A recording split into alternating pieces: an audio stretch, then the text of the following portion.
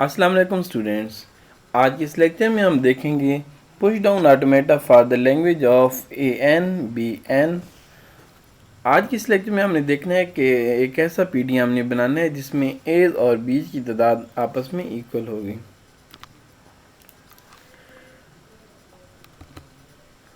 तो सबसे पहले हम ऐसा करते हैं कि हम अपने PDA की एक इनपुट टेप बना लेते हैं। इनपुट टेप ये हमने इनपुट टेप बनाई है। ये हो गई इनपुट टेप। इस टेप पे हम कोई ना कोई स्ट्रिंग रखेंगे और उस स्ट्रिंग को हम अपने PDA पे रन करेंगे। अब इस इनपुट टेप के डिफरेंट सेल्स होंगे जहाँ पे हम कोई भी PDA की स्ट्रिंग रखेंगे। ओके, सबसे पहले हम ये देख लेते हैं कि हमारे PDA ने कौन सी स्ट्रिंग एक्सेप्ट करनी चाहिए और कौन सी स्ट्रिंग्स को हमारा PDA रिजेक्ट करें। अब अगर इस लैंग्वेज की हम बात करें तो हमारे पास जो एक्सेप्टेड स्ट्रिंग्स होनी चाहिए, हमारे पास एक्सेप्टेड स्ट्रिंग्स हैं जी। एक्सेप्टेड स्ट्रिंग्स, अगर हम एक्सेप्टेड स्ट्रिंग्स की बात करें तो हर वो स्ट्रिंग जिसमें एज और बीज की तादाद इक्वल है वो इस लैंग्वेज का पार्ट होगी। जिस तरह के AB, AA, BB, triple B और इस तरह से हर वो स्ट्रिंग जिसमें ए एंड बी की तादाद आपस में इक्वल है, हर इस तरह की स्ट्रिंग एक्सेप्टेड स्ट्रिंग होगी। और अगर हम रिजेक्टेड स्ट्रिंग्स की बात करें तो रिजेक्टेड स्ट्रिंग्स में हर वो स्ट्रिंग जिसमें ए और बी की तादाद आपस में इक्वल नहीं है, हर वो स्ट्रिंग रिजेक्ट होनी चाहिए। जिस तरह की अगर हम बात करें single A and double B, तो यहाँ पर ए और बी की तादाद आपस में इक्वल नहीं है तो इस स्ट्रिंग को हमारे PDA से रिजेक्ट होना चाहिए। इसी तरह अगर मैं बात करूँ डबल ए सिंगल बी की, तो यहाँ पर भी एज 2 हैं लेकिन बी की तादाद 1 है, इसलिए डबल ए बी को भी हमारे PDA पे रिजेक्ट होना चाहिए। इसी तरह अगर मैं बात करूँ ABBB, तो ABBB भी एक ऐसी स्ट्रिंग है जिसको हमारे PDA पे रिजेक्ट होना चाहिए।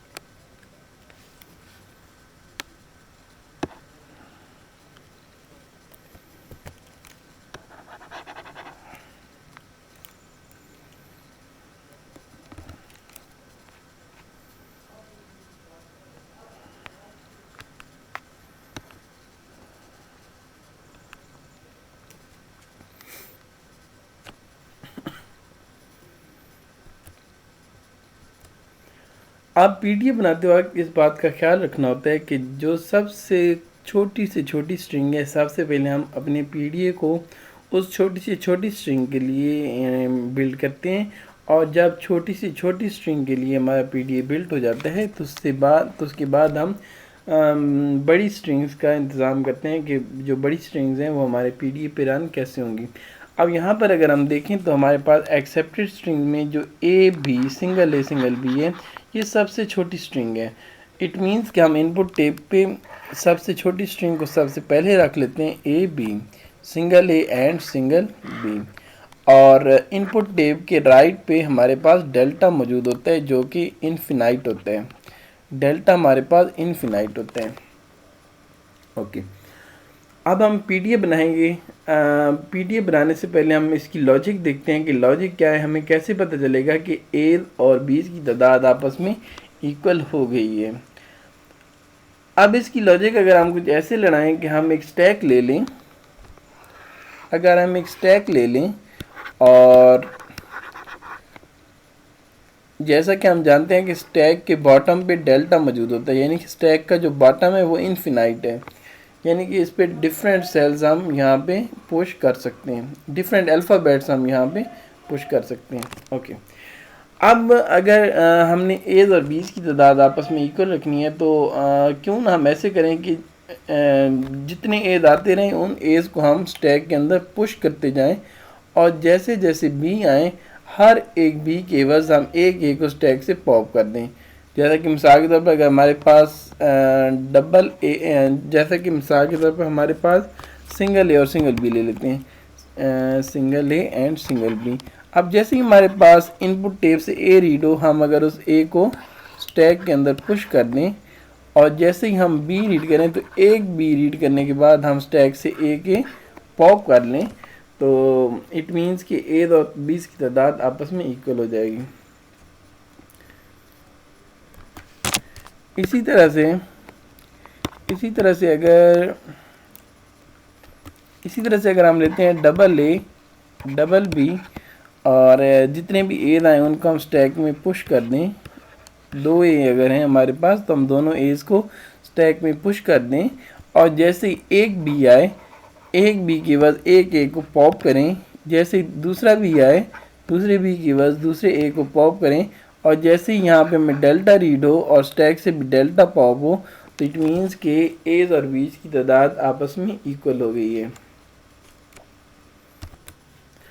अब हम देखते हैं एक ऐसी एग्जांपल जिसमें रिजेक्टेड स्ट्रिंग हो कि क्या हमारी ये स्टैक वाली लॉजिक क्या किसी रिजेक्टेड स्ट्रिंग को रिजेक्ट कर रही है या नहीं कर रही। मिसाल के तौर पर हम ले लेते हैं ए, सिंगल ए और डबल बी। अब सिंगल ए और डबल बी केस में एज और बीज की तादाद आपस में इक्वल नहीं है। तो अब अगर हम ए रीड करते हैं और स्टैक में ए पुश करते हैं और हर एक बी के बाद अगर हम ए पॉप करना चाहें तो हम पहला बी रीड करेंगे और इस ए को पॉप करेंगे और जब दूसरा बी रीड करेंगे तो यहाँ से ए पॉप होना चाहिए, लेकिन यहाँ पर ए ख़त्म हो चुके हैं। इट मीन्स इसका मतलब ये हुआ कि ए और बी की तादाद आपस में इक्वल नहीं है। बात का मकसद ये हुआ कि अगर जितने भी आते रहें उनको हम स्टैक में पुश करते जाएं और हर एक बी के आने पे हम हर एक ए को पॉप करें और जब इनपुट टेप से डेल्टा रीड हो और स्टैक पे भी डेल्टा पॉप हो तो इट मीन्स कि हमारे पास एज और बीज की तादाद आपस में इक्वल होगी। ओके, अब हम इसका पीडीएफ बनाते हैं।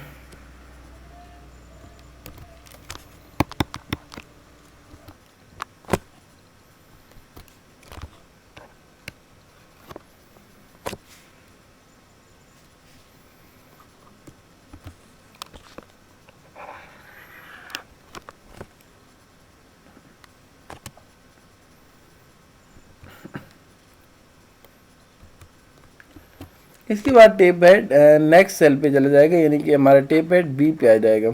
जब टेप हेड बी पे आएगा तो हम कह सकते हैं कि जब इनपुट टेप से रीड बी हो, रीड बी का मतलब है कि जब इनपुट टेप से बी रीड हो, रीड बी एंड पॉप।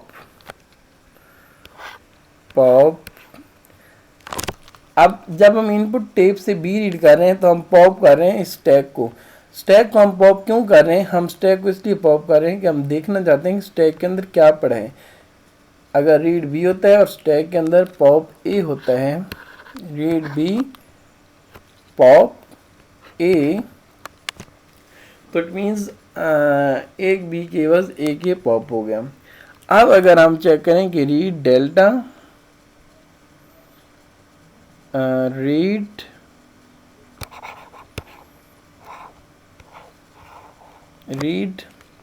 क्योंकि आप देखें ना हमारा जो टेप हेड है वो कहाँ पे आ गए? इस वक्त टेप हेड यहाँ पे मौजूद है डेल्टा पे। तो अब हम कह रहे हैं कि रीड डेल्टा, जब इनपुट टेप से डेल्टा रीड हो और स्टैक भी हमें पॉप करके दे delta, read delta pop delta, कि जब हम टेप से डेल्टा रीड करें, read delta and pop delta और स्टैक से भी डेल्टा पॉप हो, तो इट मीन्स कि हमारे पास एज और बीज की तादाद आपस में इक्वल है। तो हम यहाँ पर स्ट्रिंग को एक्सेप्ट करा सकते हैं, एक्सेप्ट, यानी कि यहाँ पे आके हमारी स्ट्रिंग एक्सेप्ट हो जाएगी। अब हम दोबारा चेक करते हैं। हमारे पास स्ट्रिंग थी ए बी, हमने रीड ए किया, पुश ए किया, स्टैक के अंदर पुश ए किया, रीड बी किया और पॉप ए किया, स्टैक से पॉप ए किया और फिर रीड डेल्टा किया और फिर स्टैक से पॉप हुआ डेल्टा, तो हमने स्ट्रिंग को एक्सेप्ट करा लिया। यानी कि ये इस बात का प्रूव है हमारे पास जो एज और बीज आ रहे हैं उनकी तादाद इक्वल है। ओके, ये तो हमारे पास ही सबसे छोटी स्ट्रिंग, इस लैंग्वेज की सबसे छोटी स्ट्रिंग ए बी। अब हम एक बड़ी स्ट्रिंग देखते हैं जिसमें लूप भी चल रही होगी। मिसाल के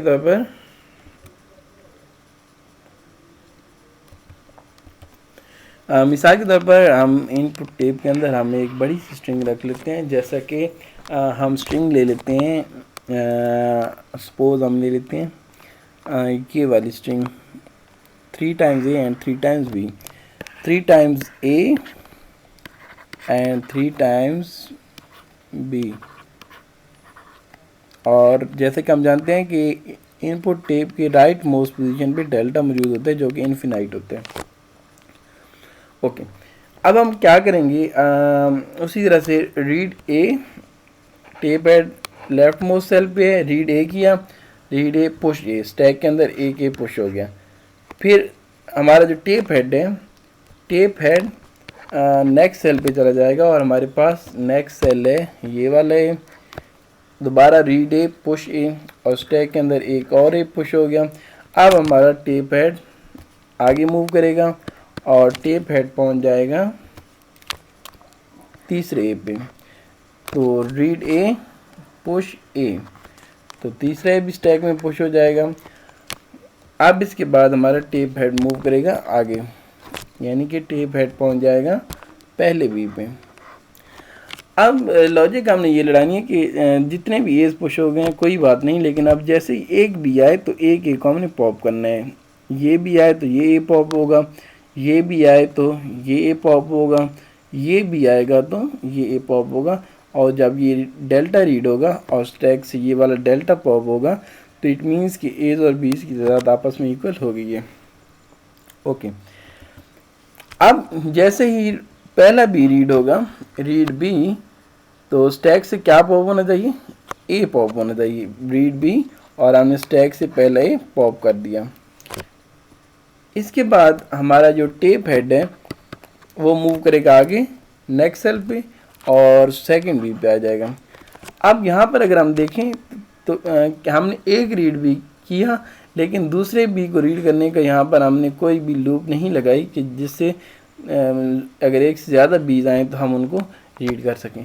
तो अब अगर हम यहाँ पे एक लूप लगा दें कि read B pop A and यहाँ पे एक बार फिर रीड बी पॉप ए, यहाँ पे हमने लूप लगा दिया कि जैसे जैसे रीड बी होता रहे एक ए पॉप होता रहे, एक भी रीड होता रहे एक ए पॉप होता रहे। तो अब हम अगर इस बी को रीड कर रहे हैं और यहाँ पे हैं तो रीड बी और स्टैक से क्या पॉप हो, ए, रीड बी और स्टैक से दूसरा ए भी पॉप हो जाएगा। अब हमारा टेप हेड आगे मूव करेगा और टेप हेड आ जाएगा नेक्स्ट सेल पे और नेक्स्ट सेल है हमारे पास थर्ड बी। अब ये जो बी है, अब हम थे इस जगह पे रीड बी पॉप ए, यानी कि अभी हम इस जगह पे रीड बी और पॉप, ये थर्ड वाला है। ओके, अब हमारा जो टेप हेड है वो मूव करेगा आगे और टेप हेड मूव कर जाएगा डेल्टा के पास, डेल्टा, और हम यहाँ पर थे इस पॉइंट पे। अब रीड डेल्टा पॉप डेल्टा, यानी कि इनपुट टेप से भी हम डेल्टा रीड करें और स्टैक से भी क्या पॉप हो, डेल्टा पॉप हो, तो हम स्ट्रिंग को एक्सेप्ट करा रहे हैं। तो इस तरीके से हम पीडीएफ बना सकते हैं जिसकी मदद से हम एक चेक भी कर सकते हैं कि क्या हमारा पीडीएफ हर एक्सेप्टेड स्ट्रिंग को एक्सेप्ट कर रहा है और हर रिजेक्टेड स्ट्रिंग को रिजेक्ट कर रहा है या नहीं कर रहा। इस एग्जांपल में हमने एक लैंग्वेज ली थी ANBN, जिसमें हमने कहा था कि स्टार्ट में ए आएंगे और एंड में बी आएंगे और एज और बीस की तादाद आपस में इक्वल होगी। तो फिर हमने एक ऐसा पीडीएफ बनाया कि जो पीडीएफ हर उस स्ट्रिंग को एक्सेप्ट कर रहा था जिसमें एज और बीस की तादाद आपस में इक्वल थी और हर उस स्ट्रिंग को रिजेक्ट कर रहा था जिसमें एज और बीस की तादाद आपस में इक्वल नहीं थी। यहाँ पर मैं आपको यही बताता चलूँ कि हमने एक्सेप्ट की स्टेट तो बना दी कि कौन सी स्ट्रिंग्स एक्सेप्ट होंगी, लेकिन हमने रिजेक्ट की स्टेट यहाँ पर नहीं बताई।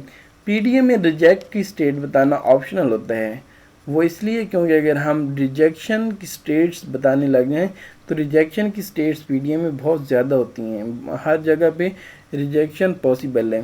तो इसलिए हम क्या करते हैं, यानी कि डिफरेंट जगहों पे, हर जगह पे नहीं, हम कह सकते हैं कि डिफरेंट जगहों पे रिजेक्शन की स्टेट्स लगानी पड़ सकती हैं। तो हम क्या करते हैं कि हम पीडीएफ के अंदर एक ही एक्सेप्ट स्टेट बता देते हैं। हम पीडीएफ के अंदर एक या एक से ज़्यादा एक्सेप्ट स्टेट्स बता देते हैं कि कौन से पाथ से अगर हमारा पीडीएफ स्ट्रिंग को रन करेगा तो स्ट्रिंग एक्सेप्ट होगी, लेकिन हम रिजेक्ट स्टेट्स का नहीं बताते कि किस पाथ से अगर स्ट्रिंग रीड होगी तो स्ट्रिंग रिजेक्ट होगी।